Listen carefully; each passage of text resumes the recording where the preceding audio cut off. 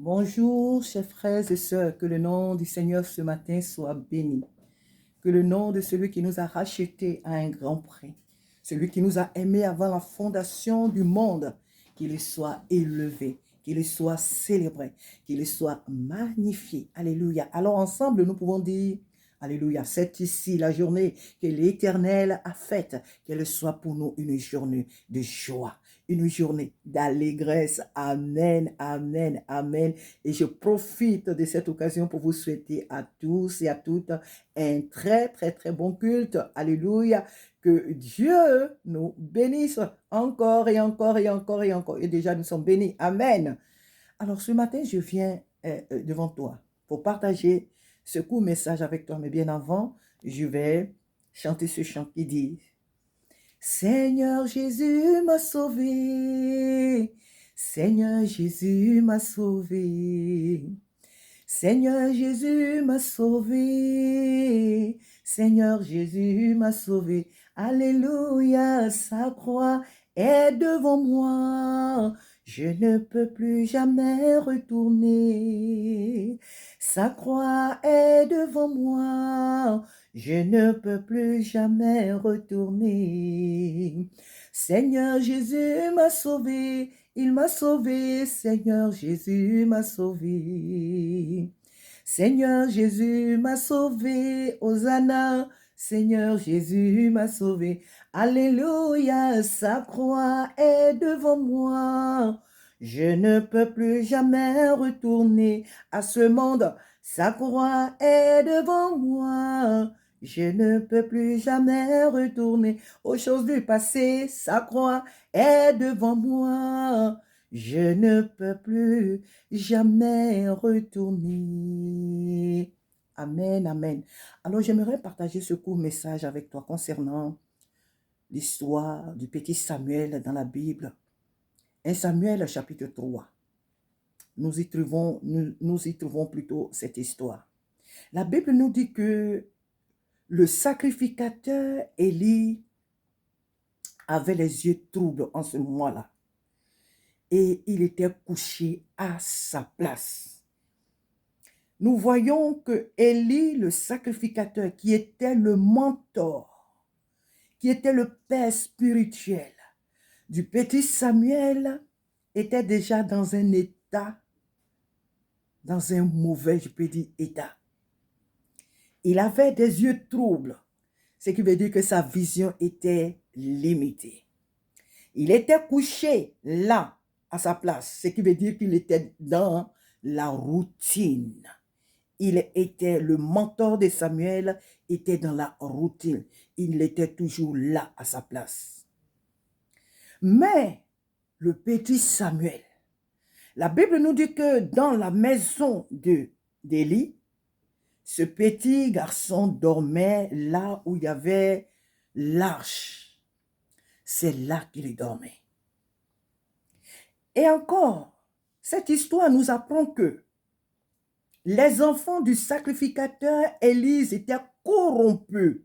Ils étaient méchants. Ils maltraitaient le peuple qui venait prier Dieu. Le peuple de Dieu qui venait prier là, auprès d'eux, qui venait prier Dieu, les enfants d'Élie les malmenaient. Ils abusaient de leur pouvoir, de leur autorité, de leur sacerdoce pour malmener le peuple. Cette histoire, tu la connais très bien. Donc, le mentor qui était Élie, il avait des yeux troubles et il était couché à sa place. Quoi de plus normal puisqu'il ne voyait plus bien? Il était toujours couché à sa place. Ses enfants semaient la terreur là dans le ministère de leur père. Et le peuple se plaignait. Au milieu de tout ce désordre, un jeune homme appelé Samuel, qui a grandi là dans cette maison, qui grandissait là, si je peux dire, est resté dans la présence de Dieu. Et c'est ainsi qu'un jour, Dieu va l'appeler pour lui annoncer ce qui allait advenir de la maison de son mentor Élie. Alléluia, alléluia. Et Samuel est resté là, fidèle à Dieu, attaché à Dieu, craignant Dieu.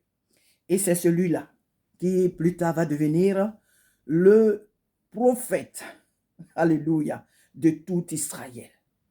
Il n'a pas voulu se corrompre. Il n'a pas voulu se mêler à ce que son mentor et ses fils faisaient. Il est resté tout droit dans ses bottes. Samuel est resté fidèle à Dieu. Samuel était jeune. Il pouvait suivre les fils de son maître. Il pouvait aussi commettre des dégâts, c'est-à-dire le péché. Samuel pouvait se corrompre. Samuel pouvait faire aussi des bêtises. Non, ce jeune homme a choisi, cet enfant a choisi de servir Dieu. Il savait pourquoi ses parents l'avaient amené là. Il est resté tout droit dans ses bottes. Il est resté attaché à l'Éternel. La question que j'aimerais te poser en ce jour. L'église où tu vois que le pasteur fait des choses certainement qui ne sont pas bien. Mais toi, quelle est ta marche avec Dieu? Tu vois que l'église où tu vas, ton leader fait des choses qui ne sont pas bien. Mais toi, quel est ton rôle dans cette église? Quel est ton rôle dans cette église? Aujourd'hui, on voit partout sur les toiles, partout. Oh, tel pasteur est rentré dans la franc-maçonnerie. Ah, tel pasteur fait ceci. Ah, tel pasteur fait cela. Ah, tel pasteur fait cela. C'est bien de juger. Mais nous devons comprendre que la plupart des pasteurs que nous jugeons aujourd'hui, ils n'avaient pas commencé comme ça dans les dérives. Ils étaient attachés au Seigneur. Ils sont venus dans leur cœur, ils ont choisi. C'est vrai que Dieu les a choisis, mais eux-mêmes, de par leur volonté aussi, ils ont choisi de servir Dieu. C'est en faisant chemin que ils ont peut-être dévié. Mais quand ils étaient encore attachés au Seigneur et qu'ils vous enseignaient la parole de Dieu, qu'avez-vous fait de cette parole qu'ils vous ont donnée? L'apôtre Paul pouvait dire à Timothée, ce que tu as vu de moi, ce que je t'ai enseigné, quand tu étais avec moi, tout ce que je t'ai donné, ah, mon fils, garde-le. Pour le transmettre aussi à des personnes qui seront capables de transmettre ce que je t'ai donné aux autres. Alléluia. Tu es dans cette église. Tu passes ton temps à juger. Tu passes ton temps à faire des choses qui ne sont pas bien. Pourquoi? Parce que le pasteur fait ça, donc moi aussi je vais faire ça. Ah, notre leader fait ça, donc moi aussi je vais faire ça. Mais si le leader cherche des femmes, même, pourquoi moi je ne le ferai pas? Si le leader vend des drogues, pourquoi moi je ne le ferai pas? Mais ses enfants ne viennent même pas à l'église. Mais regardez ce que sa fille fait. Mais regardez ce que son fils fait. Si les enfants du leader font des choses pareilles, mais pourquoi moi je ne les ferai pas? Tu dois savoir que tu as une destinée qui n'est pas celle de ton leader ni des enfants de ton leader. Tu as un rôle à jouer dans cette église locale bien-aimée. Tu as un rôle à jouer et ton rôle, c'est de rester attaché au Seigneur, quoi que fasse ton leader de mauvais. Tu as le rôle, toi, de relever le défi. Le petit Samuel était fidèle et il craignait Dieu. Donc Dieu lui a parlé. Donc Dieu lui a donné un message. Ce message-là qu'Élie et ses enfants ne pouvaient pas entendre parce que leurs oreilles étaient fermées au péché. Leurs oreilles étaient fermées, leurs yeux étaient fermés. Ils ne pouvaient plus entendre la voix de Dieu, ni voir ce que Dieu leur révélait. Alors, Dieu s'est choisi celui qui était dans sa présence. Si tu es dans la présence de Dieu, mon frère, ma soeur, dans cette église, Dieu te parlera. Si tu es dans la présence de Dieu dans cette église, Dieu te révélera des choses pour le bien de son peuple et pour le bien aussi de son serviteur. Alléluia, alléluia. Je t'exhorte à savoir que Dieu t'a choisi pour un objectif, pour une mission. C'est bien de regarder au leader, mais tu dois savoir que toi, tu as ta mission. Toi, ma soeur, tu as ta mission dans cette église. Toi, mon frère, tu as ta mission dans cette église.